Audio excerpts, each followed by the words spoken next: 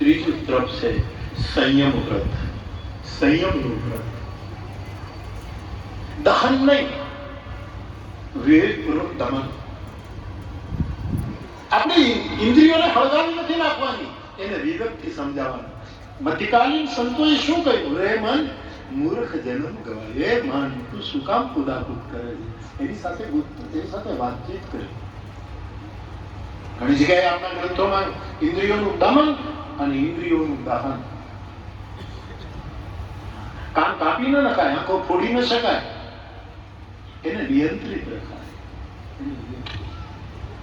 હું અહીંયા આવું ને ત્યારે લેન્સ પહેરું, ચશ્મા પહેરીને મને નથી ભાવતું, અને લેન્સ ન પહેરું તો મને કોઈ દેખાવ નહીં. આ છોકરા હોય માંડ માંડ દેખાય. એક દિવસ મારે લેન્સ છે ને જમણી આંખનો ડાબા આંખમાં પહેરાય, એટલે બધું આમાં હલો ફલો થાય. બધું આમ જોઉં તો આમ મારે ઉતાવળમાં પછી નીકળી ગયો સમય, અને લેન્સ આમ આડાવડા થઈ ગયા. પછી અહીંયા આવું તો મને દીલો આમ દેખાય, ગજાનન આમ દેખાય. મેં કીધું આ થયું શું? આ એક લેન્સમાં જરાક આમ થઈ જાય, અથવા તો સહી આંખમાં લેન્સ લગાડવાની છતાં એમાં ચોંટવું ન હોય બરાબર, જરાક કંઈક કચરો રહી ગયો હોય તો ન દેખાય. સાહેબ, તો કલ્પના કરો,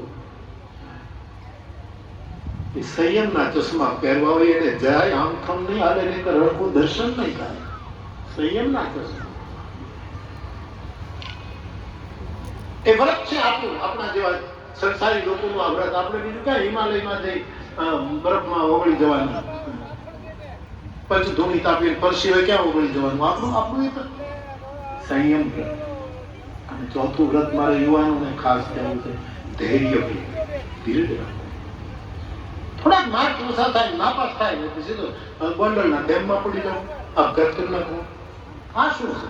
ધૈર્ય રાખો. મોરારી બાપુમાંથી શીખો. 3 વખત મેટ્રિકમાં નાપાસ, બાબુ હજી બેઠો છે.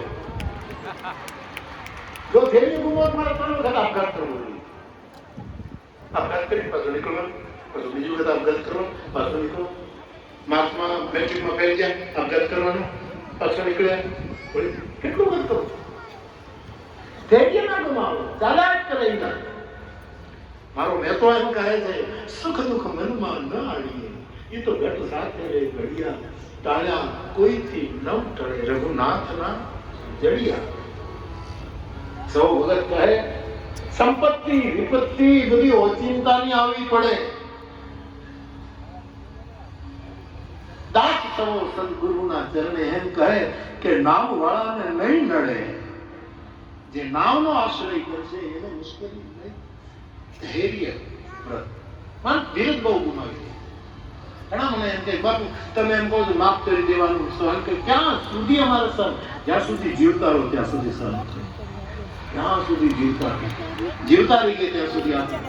હા, ક્યારેક સર્વ સંકટ આવે તો પરિવર્તન કરવાની આપણા શાસ્ત્રોએ છૂટ આપી.